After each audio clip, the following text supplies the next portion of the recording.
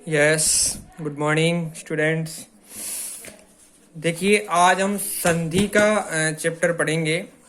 संधि संधि का मतलब होता है जोड़ना, मिलाना।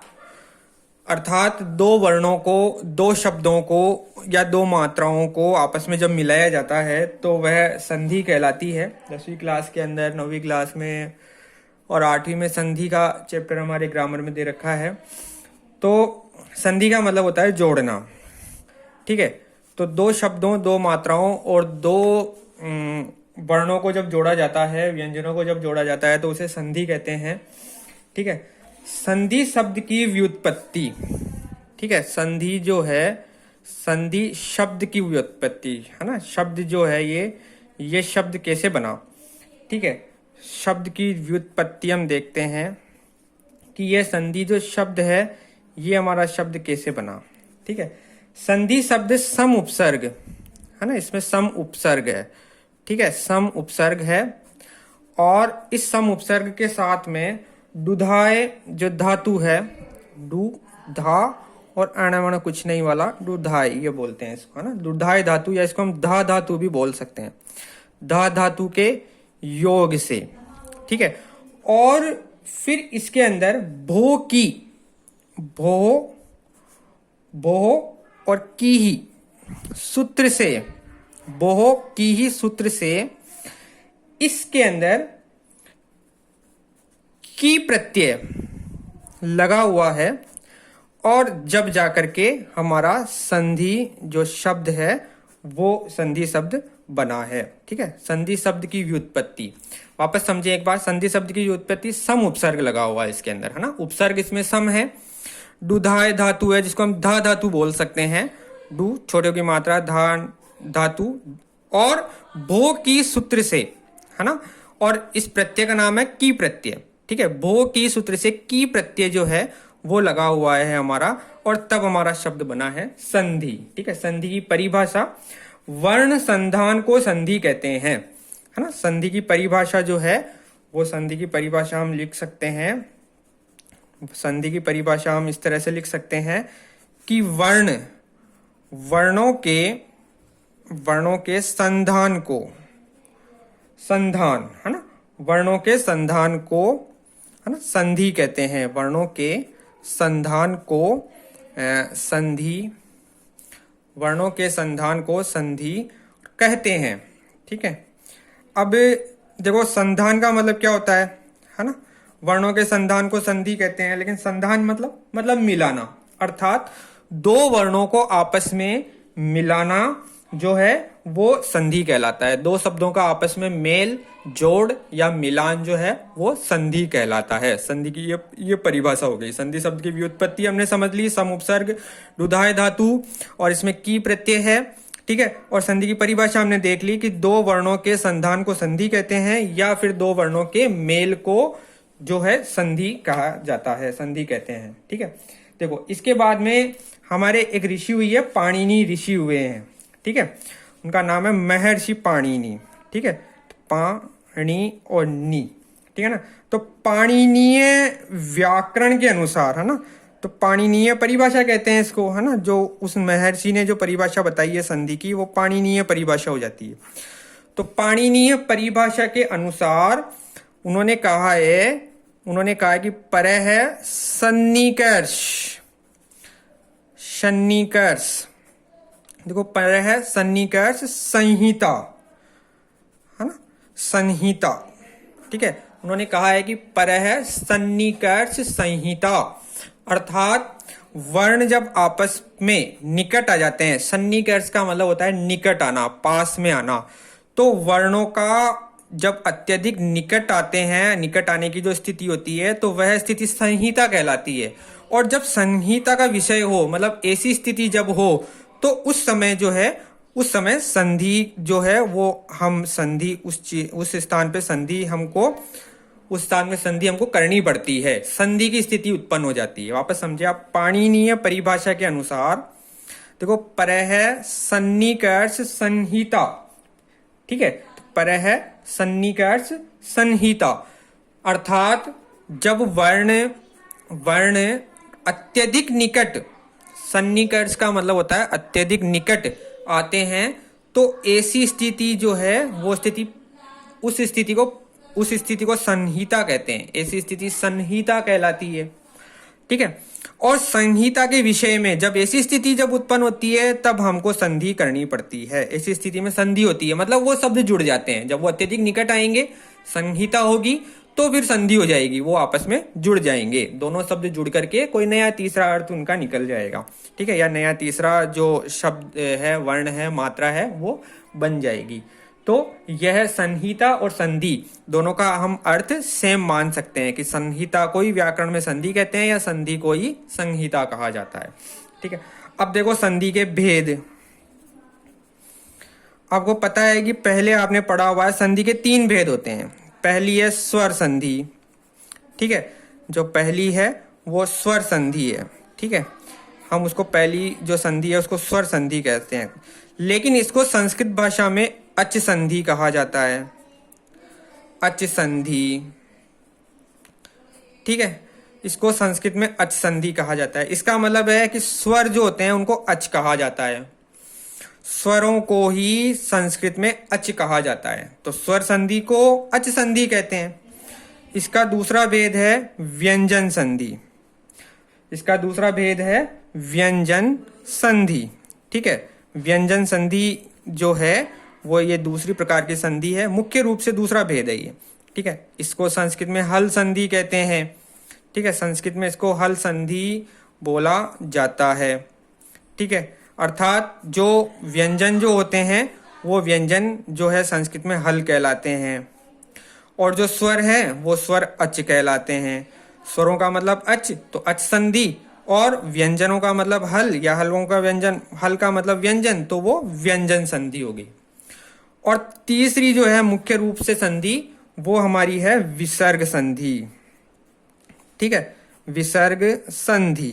ठीक है, ये भी हम जानते हैं कि जब विसर्ग आपस में जुड़ते हैं तो वह विसर्ग संधि होती है। देखिए एक बार स्वर संधि। स्वर संधि जैसा कि नाम से ही स्पष्ट है, इसमें लिखा हुआ है स्वर और संधि। तो स्वर का मतलब जब आपस में स्वर मिलेंगे तो वह संधि स्वर संधि हो गई। जब स्वर आपस में मिलेंगे, स्वर वर्ण मतलब मात्राएं जब आपस में ए, ई, उ, री, ओ, आई, औ, ये जब आपस के अंदर एक दूसरे से मिलेंगे तो वो स्वर संधि हो जाएगी। व्यंजन संधि, जब व्यंजन आपस में मिलेंगे या व्यंजन स्वर से मिलेगा। ठीक है, 2 स्थितियां हैं इसकी, या तो व्यंजन व्यंजन से मिले, व्यंजन आपस में मिले, व्यंजन व्यंजन से मिले, या फिर व्यंजन स्वर से मिले, तो ऐसी स्थिति जो होती है वो व्यंजन संधि कहलाती है। और विसर्ग संधि नाम से स्पष्ट है कि जब विसर्ग जो है वो किसी स्वर से या व्यंजन से मिले तो वह विसर्ग संधि कहलाती है, उसको हम विसर्ग संधि कहते हैं। ठीक है, तो मुख्य रूप से संधि के 3 भेद हो गए। ठीक है, वापस देखें एक बार, स्वर संधि, व्यंजन संधि और विसर्ग संधि। स्वर संधि में स्वर मिलते हैं, व्यंजन संधि में स्वर व्यंजन से या व्यंजन व्यंजन से मिलते हैं, और विसर्ग संधि के अंदर विसर्ग जो होता है वो स्वर से या व्यंजन से मिलता है, तो वह विसर्ग संधि हमारी होती है। अब देखो वापस हम देखेंगे स्वर संधि। देखिए स्वर संधि,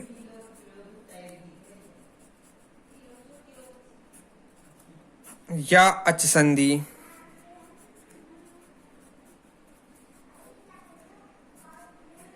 स्वर संधि या अच संधि, जब 2 स्वर आपस में मिलते हैं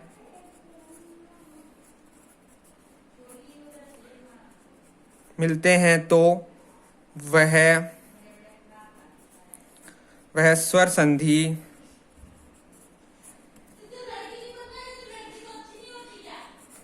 स्वर संधि कहलाती है।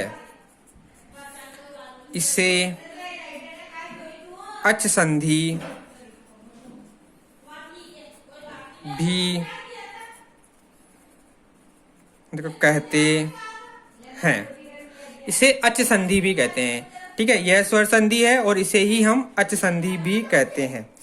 स्वर संधि जो है वो मुख्य रूप से 8 प्रकार की होती है। ठीक है, देखिए कि स्वर संधि मुख्य रूप से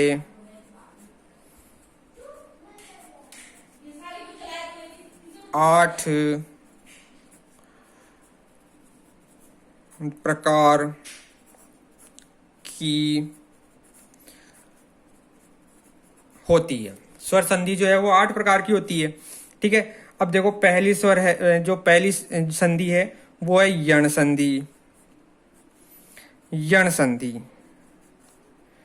ठीक है, ये पहली संधि है। और दूसरी है अयादि संधि, अयादि संधि, है ना। पहली तो है स्वर संधि और दूसरी है अयादि संधि।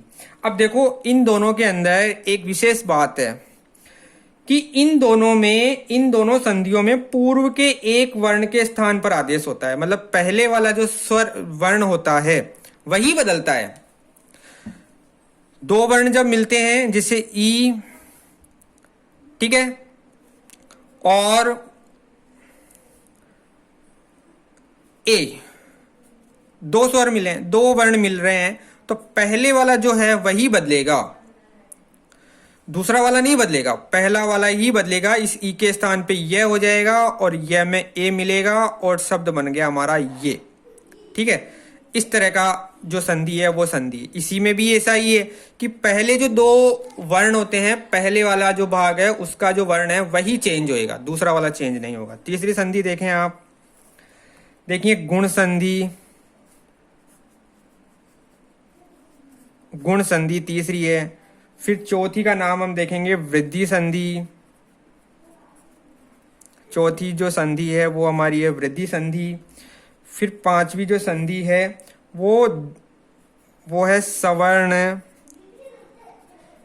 दीर्घ संधि, जिसे हम मात्र दीर्घ संधि भी कहते हैं, दीर्घ संधि के नाम से भी जानते हैं। सवर्ण एक जैसे वर्ण, ए ई एक जैसे, सवर्ण का मतलब एक जैसे वर्ण जब बड़े हो जाते हैं, दो छोटे वर्ण मिलकर के, छोटा ई मिलकर के बड़ा हो जाए, तो ऐसी जो सवर्ण दीर्घ संधि। ठीक है, इसके बाद छठी है पूर्व रूप, देखिए पूर्व रूप संधि। ठीक है, पूर्व रूप। सातवीं जो संधि है वो हमारी है, देखिए पर रूप संधि। इस पूर्व रूप में जो पूर्व वाला रूप है उसमें चेंज हो जाता है, वही होता है, और इसमें पर रूप है, इसका नाम है पर रूप संधि। और इसके बाद आठवीं जो संधि है वो प्रकृति भाव संधि। देखो प्रकृति भाव संधि, प्रकृति भाव संधि जो तीसरी से लेकर के सातवीं तक संधि है। इन संधियों के में दोनों ही वर्ण, जो पहले वाला वर्ण होता है और जो दूसरे वाला वर्ण होता है, इन दोनों वर्णों के स्थान पर कोई नया वर्ण बनता है, चेंज हो जाता है ना। जैसे यहाँ पे और यहाँ पे दोनों हैं, इन दोनों वर्णों के स्थान पर दोनों को हटा दिया जाता है और दोनों के स्थान पर नया वर्ण बनता है। ठीक है, नया वर्ण यहाँ पे बनता है। ठीक है, तो यह जो 3 से 7 तक की संधियां, और 8वीं संधि जो है प्रकृति भाव संधि, इसमें कोई चेंज नहीं होता है। ठीक है, इसमें कोई बदलाव नहीं होता है। वापस देखिए आप कि स्वर संधि के मैंने 8 भेद बताए हैं, 8 प्रकार होते हैं मुख्य रूप से। यण संधि, अयादि संधि। यण और अयादि के अंदर जो पहले वाला जो होता है वर्ण, उसी में चेंज होता है, यही बदलता है। ठीक है, यह तो बदलता है और दूसरा वाला जो है वो नहीं बदलता है। ठीक है, और फिर गुण संधि, वृद्धि संधि, सवर्ण दीर्घ संधि, फिर इसके बाद पूर्व संधि, देखो पूर्व रूप या पूर्व संधि, और 7वें नंबर की पर रूप संधि, या फिर इसको अपन बोलते हैं पर संधि। और इसी तरह से प्रकृति भाव संधि। ठीक है, इसमें कोई बदलाव नहीं होता है, प्रकृति जैसा लिखा हुआ है वैसा का वैसा रहेगा और संधि मान ली जाएगी, ये प्रकृति भाव संधि होती है। ठीक है, तो स्वर संधि के 8 भेद हो गए हैं, मुख्य रूप से स्वर संधि के 8 भेद हो चुके हैं। अब इन 8 भेदों को हम डिटेल से अगले वीडियो में पढ़ेंगे। ठीक है, आप संधि की परिभाषा लिखेंगे। संधि की परिभाषा आपका वर्क है संधि शब्द की व्युत्पत्ति, संधि शब्द की परिभाषा, फिर पाणिनीय परिभाषा, संधि के भेद मुख्य रूप से, फिर स्वर संधि की परिभाषा और स्वर संधि के 8 भेद। ये वर्क आप कॉपी के अंदर करेंगे और इसको आप इस वर्क को, ठीक है, इस वर्क को अच्छी हैंडराइटिंग में आप लिखेंगे और याद करेंगे। ठीक है।